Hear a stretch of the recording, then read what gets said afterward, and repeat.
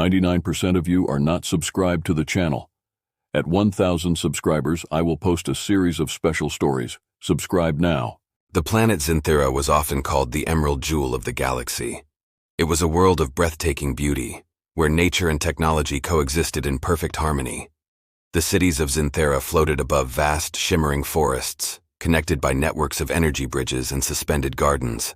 The Zinthians, an all-female alien race, were as graceful and elegant as their world.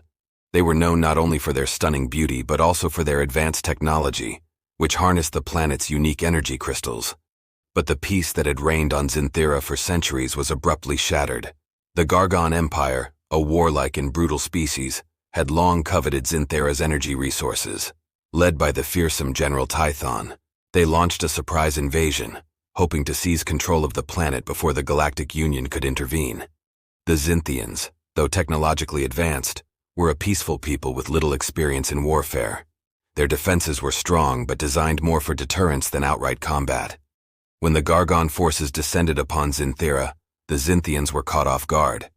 Their cities, once serene and beautiful, became battlegrounds. Energy shields flickered and failed under the relentless assault, and the floating cities began to crumble. The Galactic Union, an alliance of various species dedicated to maintaining peace and stability across the galaxy, quickly mobilized to aid Zinthera.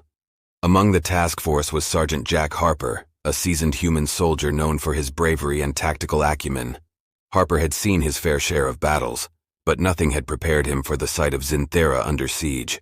Harper's mission was clear: extract the Zinthian leadership from the capital city before it fell to the Gargon forces.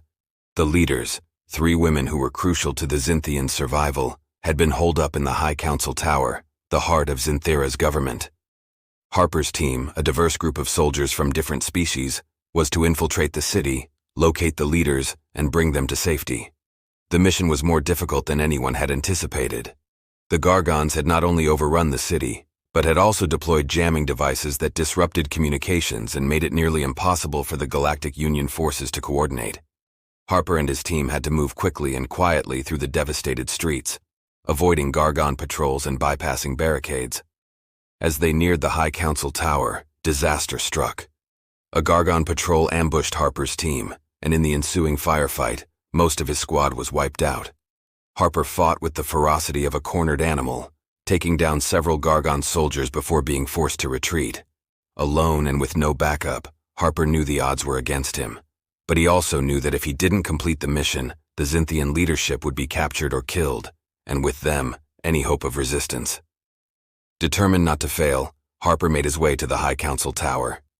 The once grand building was now in ruins, its walls scorched and crumbling. He found the Zinthian leaders, Leah, Myra, and Elia, barricaded in a secure chamber, surrounded by debris and the bodies of their fallen guards.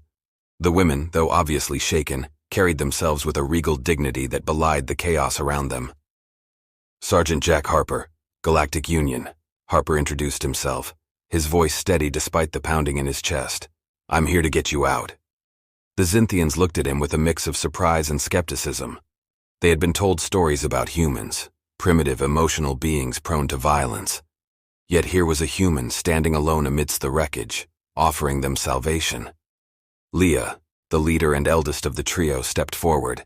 Her silver hair, once perfectly styled, was now matted with dust, but her violet eyes were clear and sharp. You're alone, she observed, her tone more curious than accusatory. Harper nodded. My team didn't make it, but I'm still here and I'm getting you out. Myra, a scientist known for her brilliance and often perceived aloofness, studied Harper intently. Why would a human risk his life for us? What do you have to gain? Harper's gaze didn't waver. Because it's my job. And because if we don't get you out, there won't be anything left of this planet but ashes. Elia, the youngest but a skilled warrior in the ancient Zinthian martial arts, clenched her fists. We won't go down without a fight, she said, her voice filled with resolve. Harper admired her spirit but knew they were outmatched. There's no need to go down at all. Follow me and I'll get you to the extraction point. We don't have much time. The Zinthians hesitated, their pride and distrust warring with their instinct for survival. But Leah, sensing the urgency in Harper's voice, made the decision. We will trust you, Sergeant Harper. Lead the way. Harper led them out of the tower, navigating through the ruins of the city. The journey was perilous, They had to avoid Gargon patrols and navigate through collapsing structures. Harper's military training and combat experience were evident in the way he moved, anticipating danger and guiding the Xinthians with a calm efficiency. The Xinthians, despite their initial doubts, began to rely on Harper's expertise. Leah kept a close eye on their surroundings, her strategic mind working in tandem with Harper's.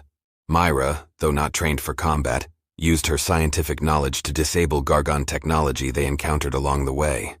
Alia, ever vigilant, stood ready to defend the group, though she quickly realized that Harper's combat skills were far beyond what she had expected from a human. As they made their way through the city, Harper noticed the way the Xinthians interacted with each other. Despite the dire situation, they communicated with an unspoken understanding, a testament to their deep bond and shared history. Harper couldn't help but feel a growing respect for them, not just as leaders, but as individuals who were willing to fight for their people. After what felt like hours of tense, silent movement, they reached the edge of the city. The extraction point was only a few miles away, deep within the Xintheran wilderness. But before they could celebrate, a Gargon patrol spotted them. With no choice but to fight, Harper and Alia sprang into action. Harper's movements were swift and precise, his blaster cutting down Gargon soldiers with deadly accuracy. Alia, fighting alongside him, was impressed by his combat prowess. Despite her initial skepticism, she realized that Harper was no ordinary human. He moved with the grace of a seasoned warrior, his instincts sharp and his resolve unbreakable. The battle was short but intense. When the last Gargon soldier fell, Harper quickly assessed their situation. They had been lucky this time, but more Gargon forces would soon be on their trail. They needed to move fast. As they entered the wilderness, the Xinthians found themselves relying more and more on Harper. The dense forest was filled with dangers, both natural and artificial, and Harper's survival skills proved invaluable. He led them through treacherous terrain, avoiding Gargon traps and navigating around deadly wildlife. The Xinthians, who had initially seen Harper as little more than a brute force, began to see him in a new light. He wasn't just a soldier, he was a protector, someone who had risked everything to save them. The realization began to shift their perception of humans, challenging the prejudices they had long held. As night fell, they found shelter in a hidden cave. Exhausted but alive, they settled down for a brief rest. Harper kept watch, his eyes scanning the darkness for any signs of danger. Leah, unable to sleep, approached him. "Sergeant Harper," she said softly, her voice filled with a mix of gratitude and curiosity. "Why do you fight so hard for us? You could have left us behind when your team fell, but you didn't." Harper glanced at her, his expression unreadable.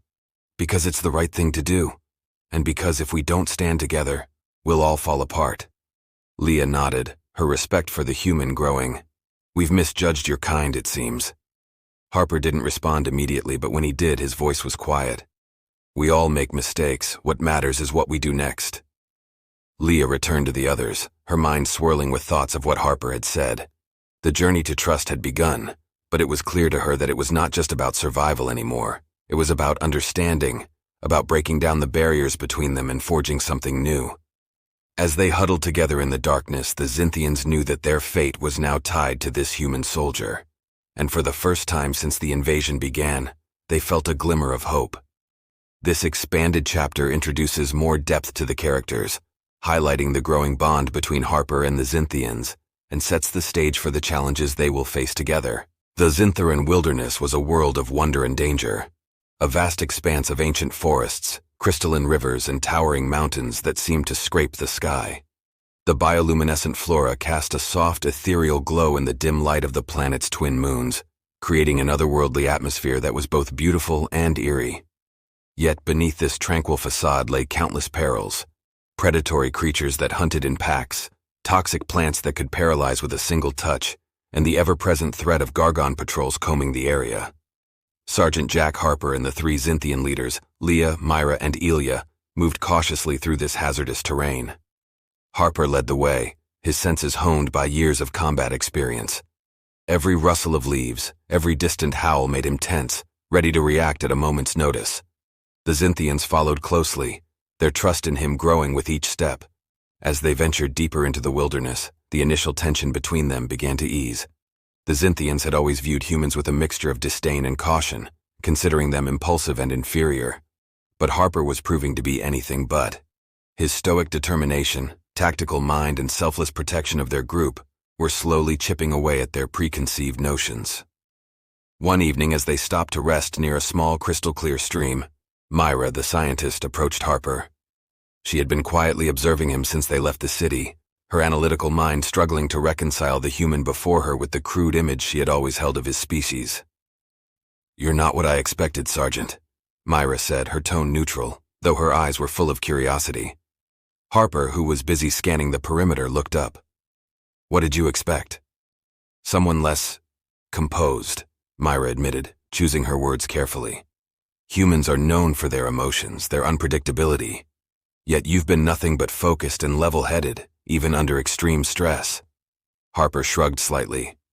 "Emotions are part of who we are, but in situations like this, you learn to control them. Staying focused keeps us alive." Myra nodded, though her curiosity was not yet satisfied. "And why do you do it? Risk your life for others, I mean. What drives you?" Harper paused for a moment, considering her question. "It's not just about following orders or doing a job. It's about protecting people who can't protect themselves. If I can make a difference, save even one life, it's worth it." Myra was taken aback by the simplicity and sincerity of his answer. She had always assumed that humans were driven by selfish desires, but here was one whose motivations were anything but.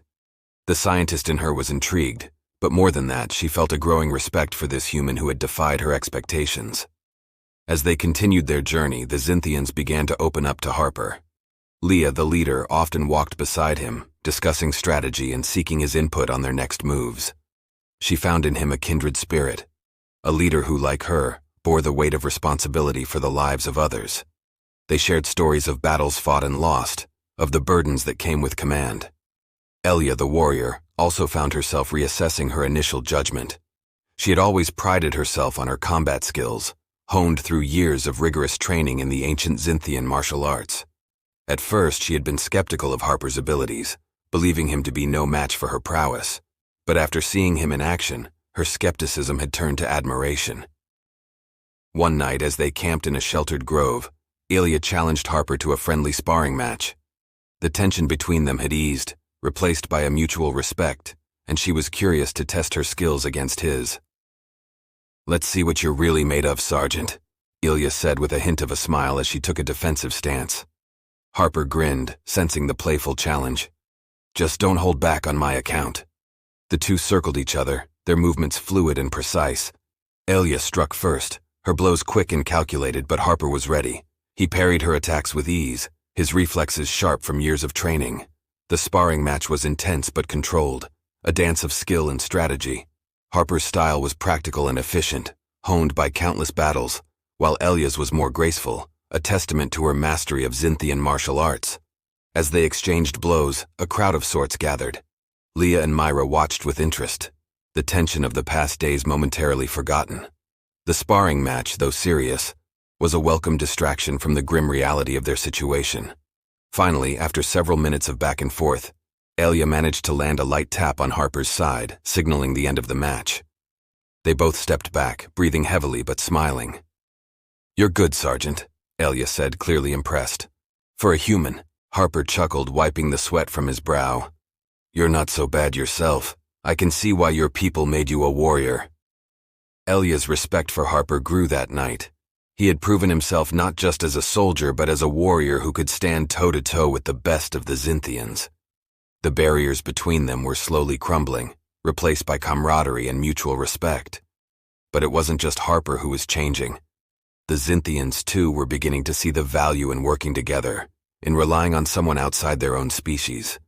Leah, ever the diplomat, recognized that their survival depended not just on Harper's skills but on their ability to adapt, to learn from him as he was learning from them. The journey through the wilderness was long and arduous. They faced numerous challenges, ambushes by Gargon patrols, attacks from wild creatures, and the treacherous terrain itself. But with each trial, their bond grew stronger. Harper's tactical knowledge and combat skills complemented the Xinthians' technological prowess and unique abilities. They became a cohesive unit, each member contributing to the group's survival. As they approached the final stretch of their journey, the trust between Harper and the Xinthians had solidified. No longer were they simply allies thrown together by circumstance. They had become a team, united by a common goal and a shared understanding. One evening, as they camped at the base of a towering cliff, Leah gathered the group around the fire. The flames flickered, casting shadows on their tired faces. The journey had taken its toll, but they were close to their destination, the extraction point where a galactic Union ship awaited them. "We're almost there," Leah said, her voice steady. "But the hardest part is still ahead of us. The Gargons won't give up easily, and we'll need to be ready for anything." Harper nodded in agreement. "We've made it this far by working together. We stick to the plan, watch each other's backs, and we'll make it out of here." Myra, who had grown increasingly fond of Harper, added, "And when this is over, we need to rethink everything we thought we knew about humans. You've shown us that there's more to your kind than we ever imagined." Elia, ever the warrior, looked at Harper with a newfound respect. "You've earned our trust, Harper. Whatever happens next, we face it together." Harper looked at the three Zynthians, feeling a sense of pride and responsibility. He had started this journey as a soldier on a mission, but now he was something more. A protector, a leader, and unexpectedly a friend to these remarkable women. The night passed with little sleep, each of them lost in their thoughts, knowing that the final challenge awaited them. But there was a quiet confidence among them, born from the trust they had built. As dawn broke over the horizon, casting the wilderness in a golden light, Harper and the Zynthians prepared to face the final leg of their journey. The extraction point was within reach, but so too was the Gargon threat. They had come this far together, and they knew that only together would they survive what was to come. In that moment, as they stood side by side, they were no longer just a human and three alien women. They were a team, bound by trust, respect, and a shared determination to overcome the odds. The journey to trust was complete, but the battle for survival was just beginning. This expanded chapter delves deeper into the developing relationships between Harper and the Zynthians, showing how their mutual respect and understanding grow as they face challenges together. It sets the stage for the final confrontation in the following chapters. The dense Zynthian wilderness began to thin as they approached the extraction point, revealing a wide clearing surrounded by towering cliffs. The clearing was where the Galactic Union ship was supposed to land, their ticket off this embattled planet. But as Sergeant Jack Harper, Leah, Myra, and Elia emerged from the trees, a chilling realization struck them. Something was wrong. The clearing was eerily silent. No sign of the Galactic Union ship, no soldiers, only the remnants of a fierce battle. The ground was scorched with the charred remains of downed drones and the bodies of fallen soldiers scattered across the terrain. Smoke lingered in the air, and the once lush vegetation had been trampled and burned in the chaos. Harper's heart sank. The extraction team had been compromised. The Gargon forces had anticipated their arrival, setting up an ambush that had wiped out the Union's support. He clenched his fists, the weight of the situation settling heavily on his shoulders. They were alone, outnumbered, and surrounded by enemies with no backup in sight. "We need to move now," Harper said urgently, scanning the area for any signs of remaining threats. "This place is compromised." Leah, ever the leader, quickly assessed the situation alongside him. "If the extraction team was ambushed, the Gargons are likely still nearby. They'll be back to search for survivors." Elia, her hand gripping the hilt of her energy blade, nodded. "Then we make our stand here. We're not running any further." Myra, the scientist, looked at the devastation around them, her mind racing. "We need to fortify our position, use whatever resources we can find. Harper, you know combat. Tell us what to do." Harper didn't hesitate. Despite the dire situation, his mind was already working through their options. "We need to create a defensible position, something that will buy us time. We can use the wreckage for cover, set traps, and bottleneck them when they come. Myra, see if you can salvage anything from the tech left behind, drones, explosives, anything we can repurpose. Elia, you and I will set up the perimeter.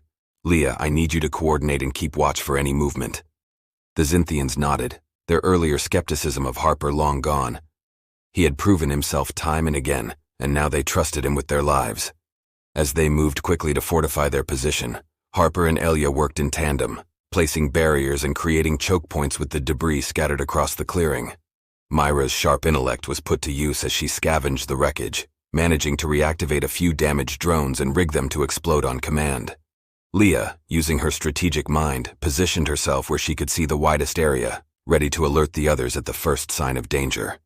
The minutes stretched into an hour and the tension was palpable. Every rustle in the underbrush, every distant sound put them on edge. But Harper kept them focused, his calm demeanor in the face of overwhelming odds giving the Xinthians the confidence to push through their fear. As the sun began to set, casting long shadows across the clearing, Leah spotted movement on the far side. "Harper," she whispered urgently, "they're coming." Harper quickly moved to her side, peering through a pair of binoculars. In the fading light, he could see the Gargon soldiers, dozens of them, advancing cautiously through the trees. Their hulking forms were armed to the teeth, their eyes glowing with the promise of violence. At their center, he spotted the unmistakable figure of General Tython, the Gargon warlord who had led the invasion of Xinthera. "We've got to take out Tython," Harper said, his voice steady. "He's the key. Without him, the Gargons will lose their leadership and we might stand a chance." Elia nodded, her grip tightening on her blade. "Leave him to me. I can get close enough." Harper knew she was capable, but the risk was enormous. "We'll cover you. But remember, if it gets too dangerous, fall back. We need you alive." As the Gargons advanced, the first wave hit the perimeter Harper and Elia had set up. Explosive traps detonated, sending shards of metal and fire into the enemy ranks, sowing chaos. Harper and Elia moved with precision, using their makeshift cover to pick off the Gargon soldiers as they struggled to regroup. Myra's reprogrammed drones buzzed overhead, diving into clusters of Gargons and detonating in blinding flashes of light and sound. The battlefield was a cacophony of explosions, blaster fire, and the roars of the enraged Gargons. Leah coordinated their defense, calling out positions and directing fire. She used her advanced Xinthian communication device to jam the Gargon's signals, disrupting their ability to coordinate and giving her team a slight but crucial advantage. Despite their efforts, the Gargons kept coming, relentless in their assault. Harper knew they were running out of time. The traps were being exhausted, their ammunition was running low, and the Gargons were closing in. They needed to make a decisive move. "Elia, now's your chance," Harper shouted over the din of battle. Elia didn't hesitate. With the grace and speed that marked her as one of the finest warriors of her people, she darted from her position, weaving through the chaos toward General Tython. The Gargon warlord was surrounded by his elite guard, but Elia's skill and agility allowed her to slip past them, her energy blade a blur of light as she cut down those who stood in her way. Harper watched anxiously, providing cover fire to keep the Gargons off Elia's back. Leah and Myra did the same, focusing their efforts on disrupting the enemy's formation to give Elia a clear path to her target. Elia reached Tython just as the Gargon warlord turned to face her, his massive frame towering over the slender Xinthian. The two warriors squared off, a deadly dance of skill versus brute strength. Elia's blade flashed as she struck, but Tython was no easy opponent. He parried her attacks with a massive serrated sword, his roars of fury echoing across the battlefield. For a moment it seemed as if Elia might be overwhelmed. Tython's strength was immense, each of his blows forcing Elia to give ground. But Elia was faster, her movements a blur as she dodged and countered, looking for an opening. Then she found it. In a single fluid motion, Elia feinted to the left, drawing Tython's guard aside and then drove her blade straight into his side. The energy blade pierced through his armor, delivering a fatal blow. Tython's roar turned into a gurgle as he staggered, his eyes wide with shock. Elia withdrew her blade and with a final powerful strike decapitated the Gargon warlord. Tython's massive body collapsed to the ground, his severed head rolling to a stop at Elia's feet. For a brief moment, the battlefield fell silent. The Gargon soldiers, witnessing the death of their leader, hesitated. Without Tython to guide them, they were lost, their coordination shattered. Harper seized the opportunity. "Now, push forward!" With renewed energy, Harper, Leah, and Myra pressed the attack. The remaining Gargons, demoralized and disoriented, were no match for the combined might of the human and Xinthians. One by one they fell, until the clearing was silent once more. As the last of the Gargon soldiers were defeated, Harper allowed himself a moment to breathe. They had done it. They had survived. But the cost had been high. The battlefield was littered with the bodies of the fallen, the once beautiful clearing now a scene of devastation. Elia returned to the group, her expression grim but victorious. "It's done," she said simply, wiping the blood from her blade. Harper nodded, his respect for her growing even more. "You did it, Elia. You saved us all." Leah stepped forward, placing a hand on Elia's shoulder. "We all did this together. Without each other, none of us would have made it." Myra, exhausted but relieved, looked up at the sky. In the distance, the faint hum of engines could be heard. The Galactic Union ship, finally freed from whatever had delayed it, was approaching. "We're getting out of here," Harper said, a wave of relief washing over him. As the ship descended into the clearing, Harper, Leah, Myra, and Elia gathered together, their bond stronger than ever. They had faced death and emerged victorious, not just as allies, but as friends who had learned to trust and rely on one another. The hatch of the ship opened and a team of medics and soldiers rushed out to greet them. But as Harper and the Xinthians boarded the ship, they knew that their journey wasn't over. The battle for Xinthera had been won, but the war was far from finished. As the ship lifted off, leaving the war-torn clearing behind, Harper looked at the three women beside him. They had started this journey as strangers, but now they were something more.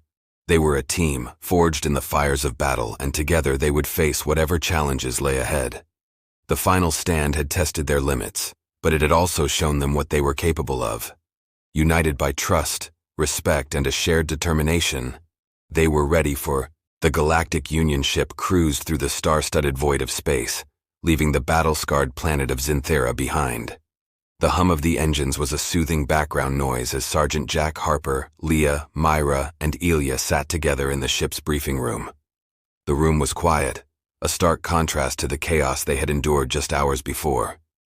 Harper's wounds had been tended to by the ship's medics, and though he was still sore and exhausted, his mind was sharp. The adrenaline that had carried him through the battle was fading, replaced by a profound sense of relief and a quiet satisfaction. They had survived. They had won. But as he looked around at the Xinthian women, Harper knew that their victory was only the beginning. The battle on Xinthera had changed everything, not just for the planet, but for the entire galaxy. The Xinthians were no longer isolated, and the Galactic Union had gained new allies, powerful ones who could change the course of the war against the Gargon Empire. Leah, ever the leader, broke the silence. "Sergeant Harper," she began, her voice calm but filled with the weight of their experiences. "We owe you our lives. Without you, we would have never made it out of Xinthera. But this alliance, this bond we've forged, it's something we must build upon." Harper nodded, understanding the significance of her words. "I didn't do it alone. We all fought together and we all made it through. But you're right. This can't just end here. The Gargon threat is still out there, and we need to stand united if we're going to defeat them." Myra, who had been quieter since they left the planet, looked up with a thoughtful expression. "The Gargon Empire is a formidable enemy, but their strength lies in their ability to divide and conquer. We've seen what they can do when we're isolated. But if we combine our resources, our knowledge, and our strengths, we can stand against them." Elia, the warrior who had struck down General Tython, spoke with the same determination that had carried her through the battle. "Our people have much to learn from each other. We Xinthians may have advanced technology, but we've seen what human courage and tactics can achieve. Together, we're stronger." Harper felt a sense of pride swell within him. These women, who had once viewed him with suspicion, had come to trust him not just as a soldier, but as a leader and a friend. The alliance they were discussing was more than just a strategic partnership. It was the beginning of something much greater. Leah stood, her regal presence commanding attention. "Sergeant Harper, I propose that we take this alliance to the Galactic Union Council. Xinthera will formally join the Union, and we will pledge our resources, our technology, and our people to the fight against the Gargon Empire." Harper nodded, standing as well. "I'll stand with you. The Union needs to hear this, and they need to understand what we're up against. Together we can turn the tide of this war." As they spoke, the ship's captain entered the room, saluting the group. "Sergeant Harper, Counselor Leah, we're approaching Union headquarters. The Council has been informed of your arrival and is preparing to hear your report." Leah acknowledged the captain with a nod. "Thank you, Captain. Please inform the Council that we will be arriving shortly." As the captain left, Harper turned back to the Xinthians. "This is it. We've fought the battle, but now we need to win the war of politics. The Council can be challenging. They'll need to be convinced that this alliance is not just necessary, but vital." Myra, ever the strategist, smiled slightly. "They'll listen. They have to. We've proven what can be accomplished when we stand together." Elia, always direct, added, "And if they don't, we'll make them understand." Harper chuckled, appreciating her fiery spirit. "Let's hope it doesn't come to that." As the ship prepared to dock at the massive space station that served as the Galactic Union's headquarters, Harper and the Xinthians took a moment to gather their thoughts. The station was a marvel of engineering, a sprawling structure that housed representatives from countless species across the galaxy. It was here that the fate of entire worlds was decided, and it was here that their alliance would be put to the test. They exited the ship and were greeted by a contingent of Union soldiers and officials, who escorted them through the bustling corridors of the station to the Grand Council chamber. The chamber was a vast, circular room, with representatives from every member species seated in a tiered arrangement around a central podium. The air was thick with anticipation, as news of the battle on Zinthera had already begun to spread. As Harper and the Zintians stepped into the chamber, all eyes turned to them. Leah, as the leader of the Zinthian delegation, took her place at the podium, with Harper, Myra, and Ilya standing by her side. The head of the council, a venerable Sothian named Counselor Tyrone, addressed them. "Counselor Leah, Sergeant Harper, you have been called here to report on the events of Zinthera. We have received fragmented reports of a great battle, but we need to hear the full story, and more importantly, what it means for the future of this war." Leah stepped forward, her voice clear and resonant as she recounted the invasion of Zinthera, the destruction wrought by the Gargon Empire, and the desperate battle that had culminated in the defeat of General Tython. She spoke of Harper's bravery, of the alliance they had formed in the heat of battle, and of the potential that alliance held for the future of the galaxy. As she spoke, the council members listened intently, their expressions ranging from concern to admiration. When Leah finished, she looked directly at Counselor Tyrone. "Zinthera stands ready to join the Galactic Union, to offer our resources and our technology to the fight against the Gargon Empire. But more than that, we offer our commitment to stand together, united, against this common threat." Counselor Tyrone nodded thoughtfully, then turned to Harper. "Sergeant Harper, you were in the thick of this battle. What do you believe this alliance can achieve, and what do you recommend the Union do in response?" Harper, feeling the weight of the moment, stepped forward. "Counselors, the battle on Zinthera was just one skirmish in a much larger war. The Gargons are powerful, but they are not invincible.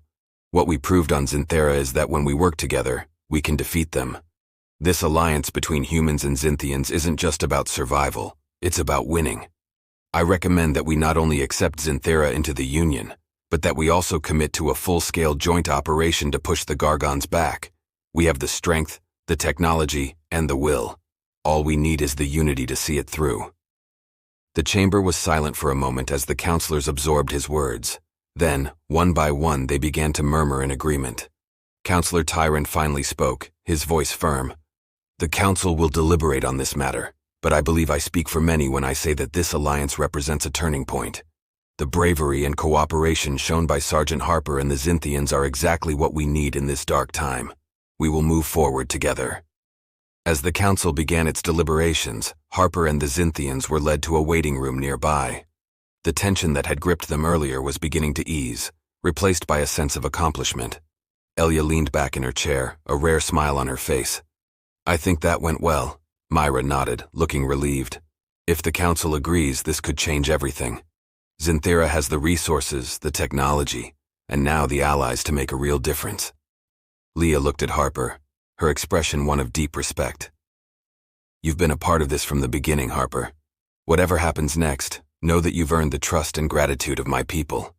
Harper smiled, feeling a deep sense of fulfillment. "I'm just glad we made it through. But this is just the beginning. There's still a lot of work to do." After what felt like hours, a messenger entered the room, informing them that the council had reached a decision. They returned to the chamber, where Counselor Tyrone stood to deliver the verdict. "The Galactic Union Council has voted," Tyrone announced, his voice echoing through the chamber. "Zinthera is hereby welcomed as a full member of the Galactic Union. Furthermore, we will begin immediate preparations for a joint operation against the Gargon Empire, utilizing the combined strengths of our newly allied forces."